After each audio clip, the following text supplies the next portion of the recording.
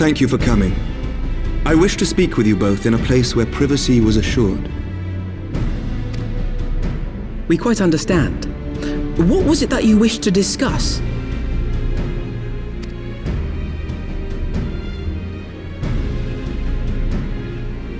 With my father's passing, the seat of the Archbishop lies vacant. And so, in accordance with canon law, I have assumed his responsibilities. I should stress that this is a temporary measure. It was never intended that the Lord Commander of the Temple Knights serve in this capacity indefinitely. Quite the opposite. The statutes specify that I should surrender my powers as soon as a conclave of the senior clergy and the high houses have named a new archbishop.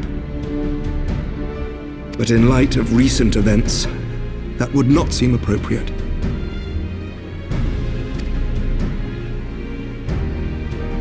I confess I did not expect you to divulge quite so much quite so soon. The details of the Archbishop's plans, perhaps, but the true origin of the war and all it entails?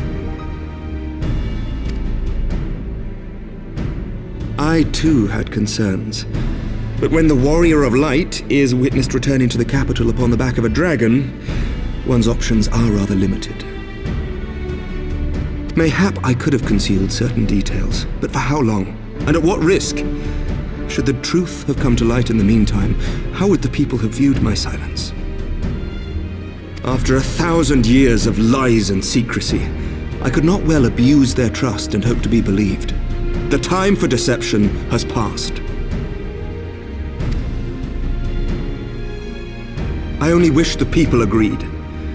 That some would deny the truth I had anticipated, but not this many. And among the few who acknowledged that my father had to be stopped, no small number questioned our methods.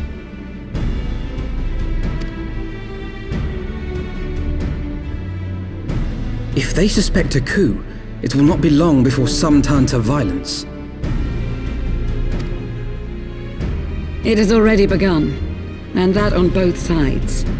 Men and women of the cloth are being harassed in the streets. Some have even been assaulted in the Broom. Hilda and her people have formed a watch to help us maintain order.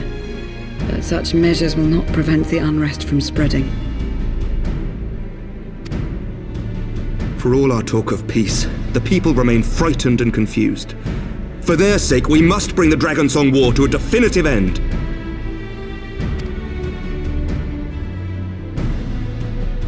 And we should be glad to help you, Sir Emmerich.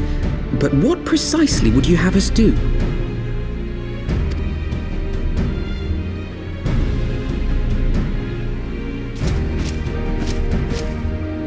We wish to treat with the dragons of Annex Trine. To that end, I would trouble you for an escort and an introduction.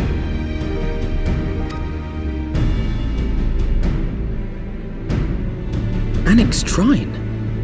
You would speak with Vidofnir, then? We must needs open a dialogue between our peoples. Acting as my representative, Lucia will extend an invitation to their leader, that she might visit us here in Ishgard. Were she still with us, I would of course have beseeched Isel's assistance in this matter. But as she is not, I must ask that you aid us in her stead. Will you do us this favor?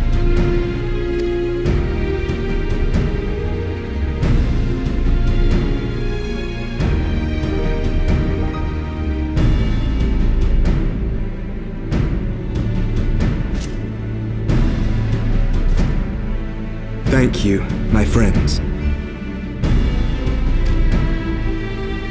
Lucia, I leave the rest to you.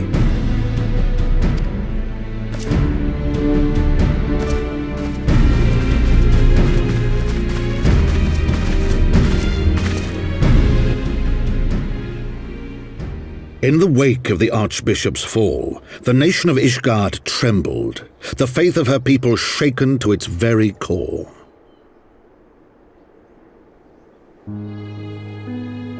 For 1,000 years had they fought and died, certain of the justice of their cause, only to be told that their holy war was born of the sins of their forefathers. What then for those brave men and women, thus stripped of their righteousness but to despair, to deny the truth and decry its speakers?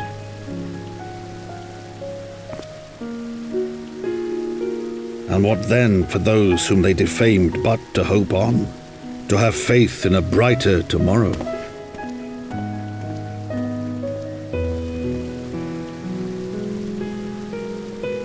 A tomorrow in which man and dragon might live together in harmony, then as distant as the very stars in the heavens.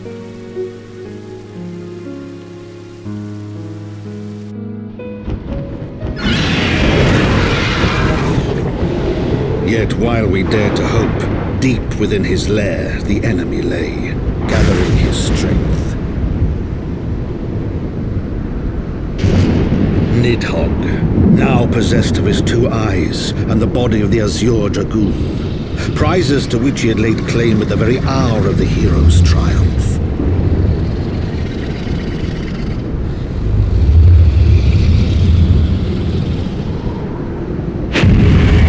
Desperately as we sought the solace of peace, the great worm craved the misery of war. Nor was he alone in his misbegotten desire.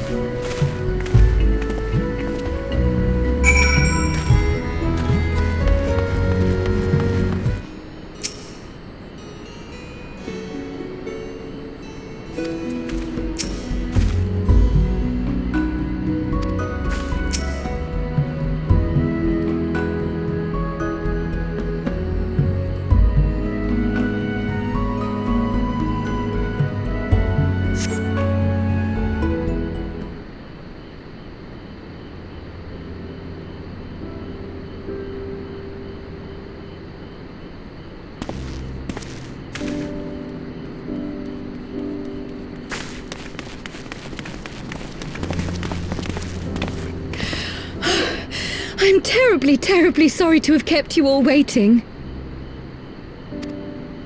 You need not apologize. We arrived but a moment ago ourselves.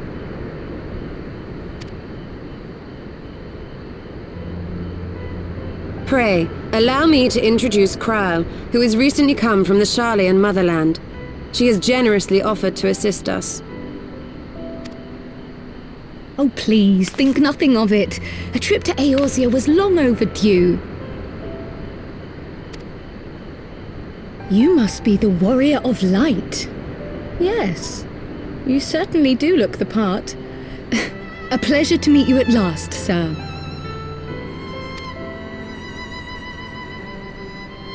And who is that I spy but young Alpha No Levieur himself? I dare say someone's grown an ilm or two in my absence. Or are those lifts in your boots?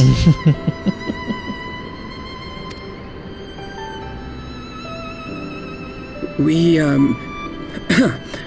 Miss Kryle and I met at the Studium years ago. I shall forever be indebted to her for her sage guidance. It was no small task keeping him out of trouble, believe you me. The youngest ever to enter the Studium, him and his sister, 11-year-old prodigies. Suffice it to say, social graces were not among his list of talents. Striding up to his seniors on his first day, head held high. What was it he said again? Thank you, Kryle.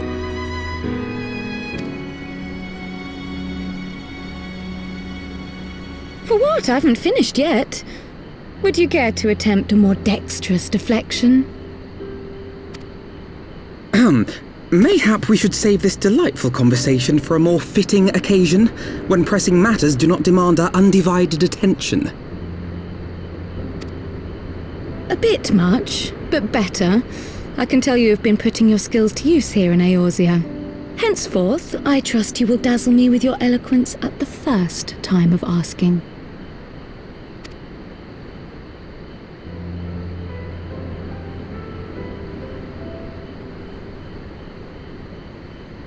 Right, on to more pressing matters. Finding Minfilia and the other missing scions. I gather you have new information to share with us. A new approach, actually. Tataru recounted the tale of your escape, and it gave me an idea. Simply put, assuming Thancred left some manner of trail when you whisked him away, as is almost always the case with teleportation magics, I am confident I can find and follow it. Then what are you waiting for? The wherewithal to do it. The fact is, my abilities aren't quite up to the task. Not in themselves, anyway. If I had Master Matoya's crystal eye, on the other hand... Then let us all call on her forthwith. I think it best you explain your plan to her in person.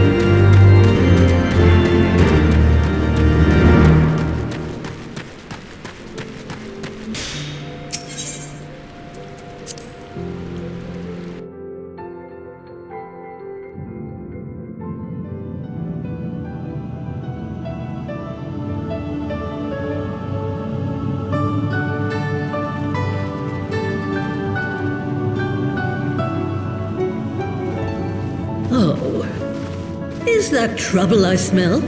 Or did you forget to wipe your boots on the way in?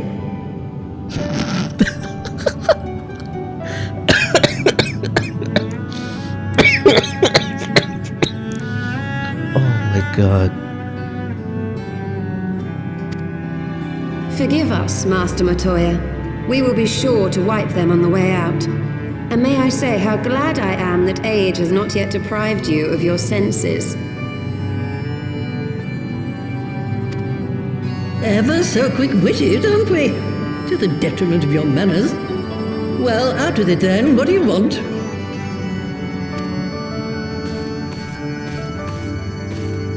Pray, allow me to introduce myself, Master Matoya. I am Cryle, of the students of Baldessian. I hope you will excuse our unannounced visit. Baldessian, you say? Ah, yes. The old coot set up shop on the Isle of Val, didn't he?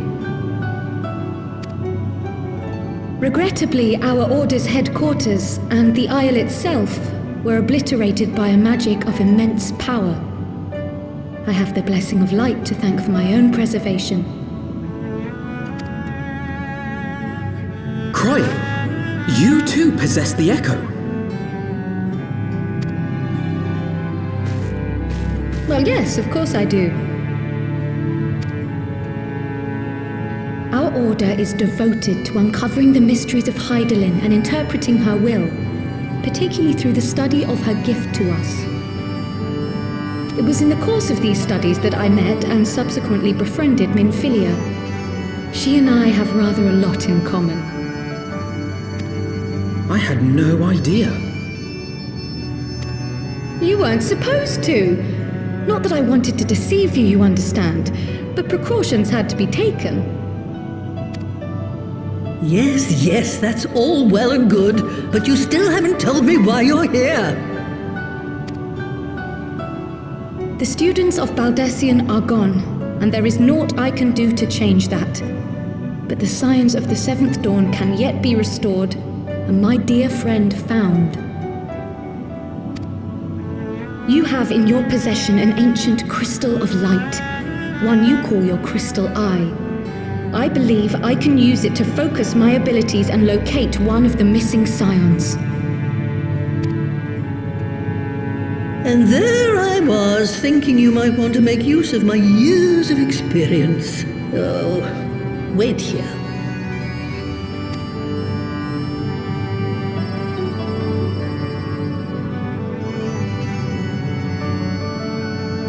Long did I ponder the nature of this crystal and its familiar radiance, but never did I suspect it was a crystal of light.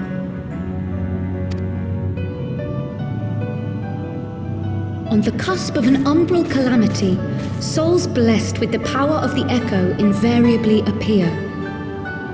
To aid these, her chosen warriors, Hydaelyn bequeaths to each a slither of her strength in the form of a crystal of light. But as her strength wanes, so too does the potency of her gifts. This crystal, born of an earlier era, is infused with a power far greater than those of this age. You could travel the length and breadth of the land and not find a crystal even a fraction as pure. Its value is beyond measure, as are the risks inherent in its use. No two manifestations of the Echo are alike. I, for example, can converse with beings of every shape and size, excepting beasts, contrary to what others would have you believe. Language has nothing to do with it, of course. Rather, I am sensitive to the whispers of the soul. Their intent, their very essence even, the traces of which serve to guide the elementals to Y'shtola.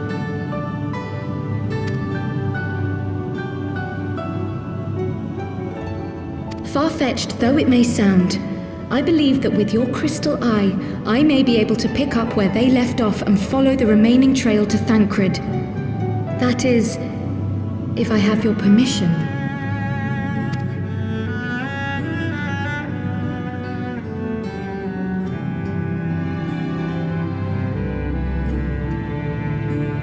Well, the poor sod's not going to find himself.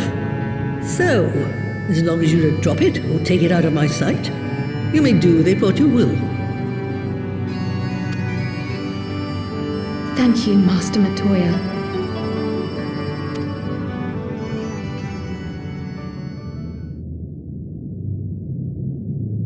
Then let us begin.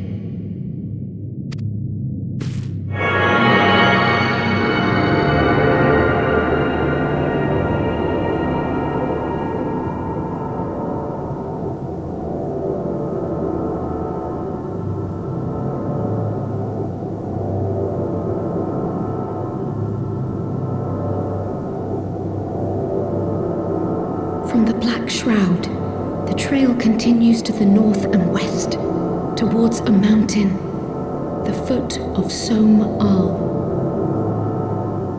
It was a near thing, but he was not deposited within the rock, I think.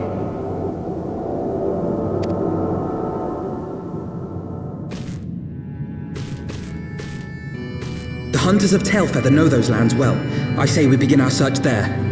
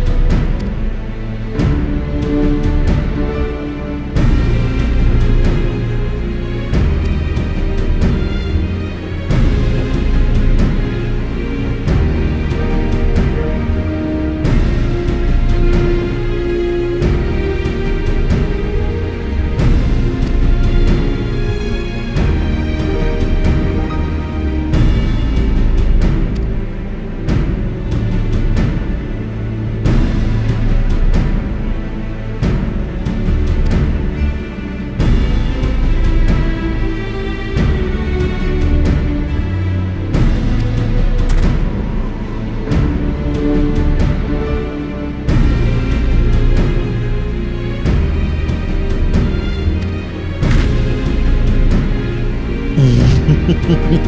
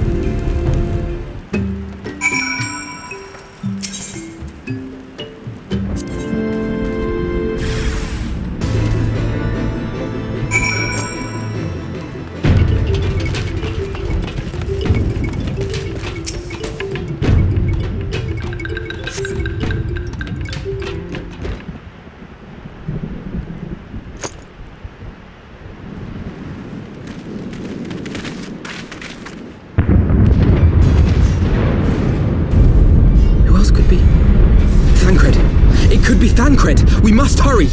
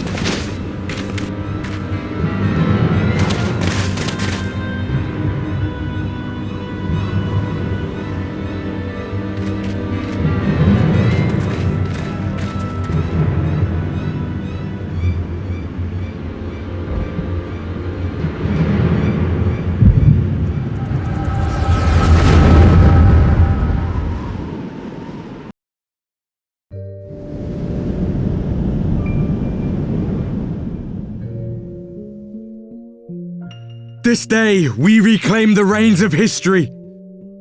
This day, we rid ourselves of the Ascians forever! Fools playing at heroes, all of you. Is this how you believe you can save your world? We can and we will, Ascian. You shall see.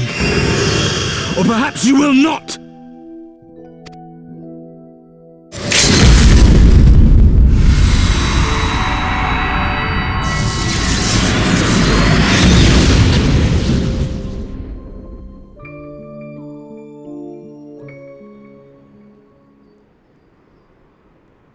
So you are the warrior of light, the savior of Eorzea.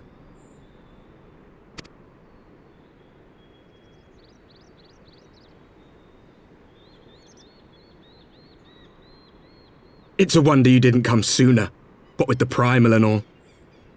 Lost a step, have we? Have care. The ether moves strangely around him. It would seem we share a common enemy. Mayhap you would tell us who you are.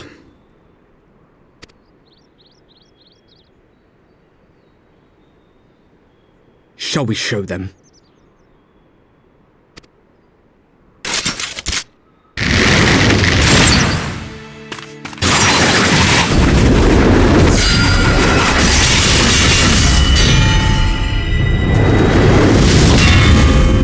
Ooh, these fuckers like scrap.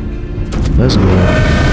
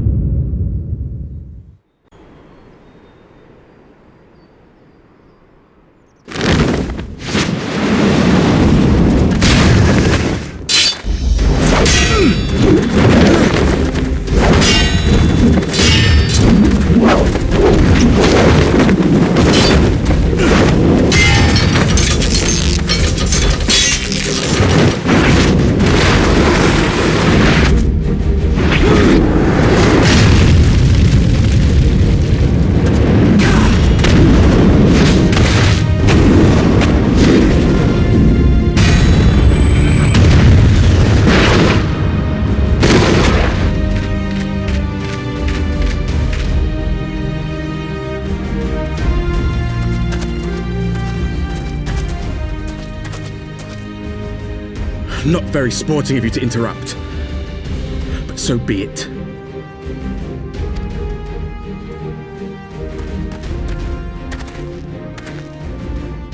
Mark well our faces, warrior of light, for we are the warriors of darkness, walkers of a different path, and we shall meet again.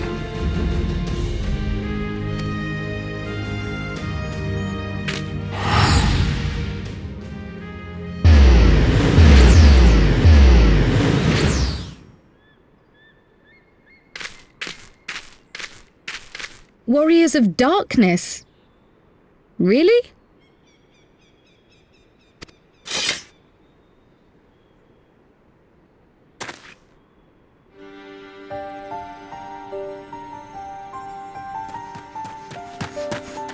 Thancred! Are you all right?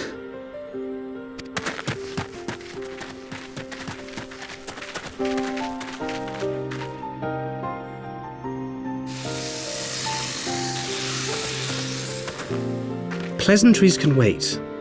I'd rather not be here when the Nath arrive. Agreed?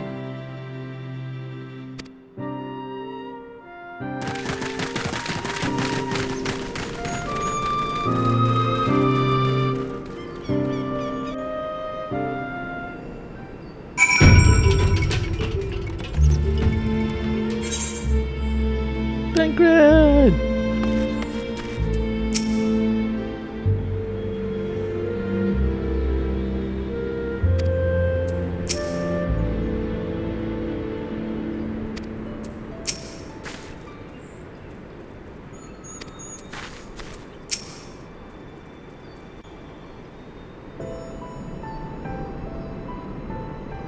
Suffice it to say, our reunion was not at all as I pictured it. Waiting until the last instant to join the fray. 'Tis plain you have not lost your appetite for the dramatic. My appetite for the dramatic? Have you forgotten the circumstances of our parting? The heroic last stand, the tunnel filling with light, and then... Had I known you intended to use forbidden magics to deliver me to some god's forsaken wilderness, I would have thanked you in advance. Thancred.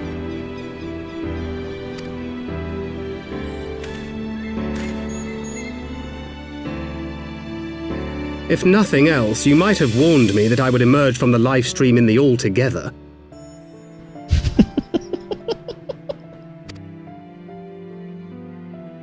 Eventually, I managed to fashion knives from some obsidian I found, and set about hunting for meat and hides.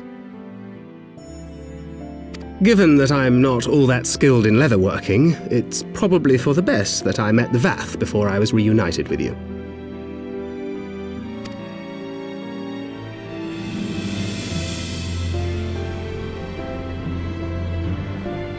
So you were the fleshling clothed in skins of whom the storyteller spoke?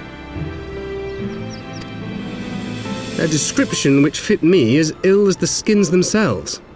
Happily, I was able to trade with the Vath for garments better becoming a man of refinement. From them I learned of Ravana, and of the great warrior who had once laid him low.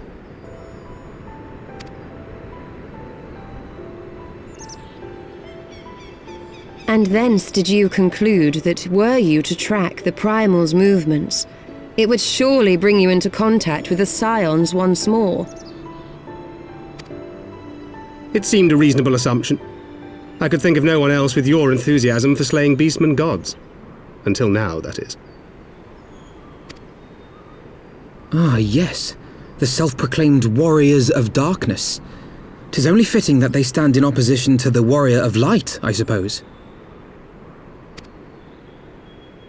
I glimpsed the leaders past, if only for a moment. They were confronting a man in black. An Ascian, I think.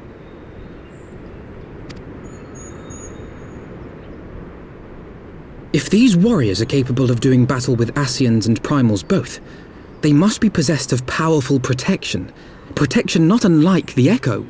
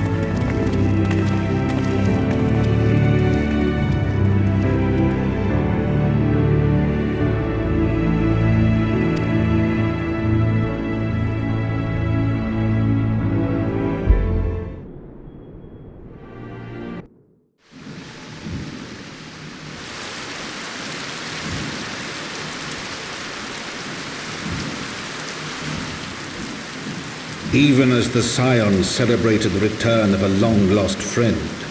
Honorable men plotted to deprive them of another.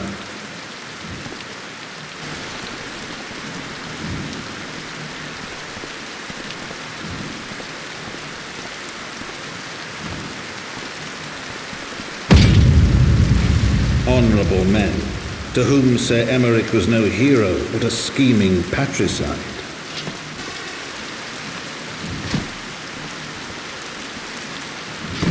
What the fuck?